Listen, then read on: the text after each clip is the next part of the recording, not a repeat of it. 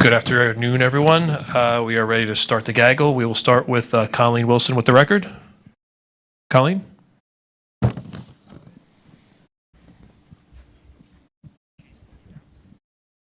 Hey, can you hear me? Yes, we can hear you, Colleen. Great. Just wanted an update on Newark Airport Terminal A. There were some issues with the fire and security systems. Can you be more specific about what those problems were and if there is a new date of opening? Well, at the end of every construction project, particularly at the airports, there is a very elaborate testing protocol which cover what are very complicated systems in terms of fire alarm and security. In this case, as the test proceeded, there were simply several glitches that were identified, and we won't open a facility unless those protective systems are in apple pie order. And it happens. Those systems did not pass their tests. But over the last week or 10 days, they have made excellent progress, and so the opening will, as we announced, will move forward in the first 2 weeks of January. Yeah, let me just add to that. So the fire suppression and alarm, they were going through testing protocols. They have to be tweaked. They were. Frankly, we could have opened a few days after the 8th, but the reality was that would have pushed us in the middle of the holiday traffic, which, after consultation with our partners and the airlines and other folks, it was determined not to go live literally in the middle of the busiest season. So that puts us to the first 2 weeks of January. We are excited and looking forward to the opening. Thank you. Next, we have Larry Higgs with New Jersey Advanced Media. Larry. Hi, can you hear me? Yes, Larry. Yes. Thanks. Couple of questions. First of all, is the deck over on the Port Authority bus terminal, is there a cost estimate for that work and a timeline of when you hope to begin construction and have it open to make that shift? Well, I'd say we're not quite ready to set the timeline. We intend to put out RFQ early next year, but we're moving that along as rapidly as we can. Okay. A follow-up on that, how many buses will those two deck overs accommodate?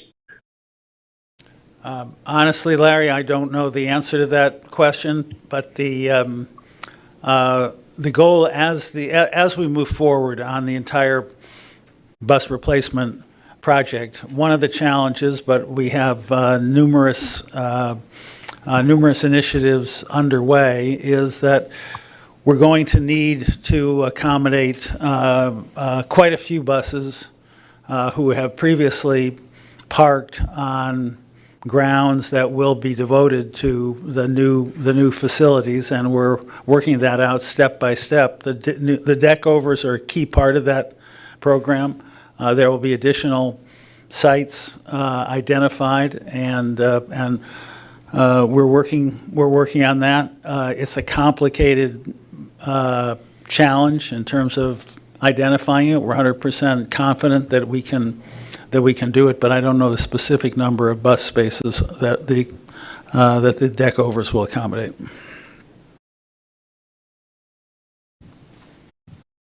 Next question, Tom. And the final question virtually is Zach Griff with Point Sky. Hey there, gentlemen. Good to see you, and happy holidays. I wanted to know, when can we expect an update on the LaGuardia AirTrain alternatives? We're hard at work at that. We've identified a few last questions that we want to answer, but it will be early next year. Thank you. And in one kind of overarching question, as we round out the years, you guys have obviously accomplished a ton. Was there one thing that you wish that you could have done this year, but you didn't? Well, I would say, as reflected in my comments at the board meeting, we're very pleased and proud of the many accomplishments that we got across the finish line. I would say in general, one would always like to do everything faster, but I would say very, very, very pleased with what we did get accomplished. I would say that it was an outstanding year, given the fact of the coming in out of the COVID, the reduction of $3 billion. I don't think we have regret. I mean, our folks have really worked really hard. We're really pushed to their max.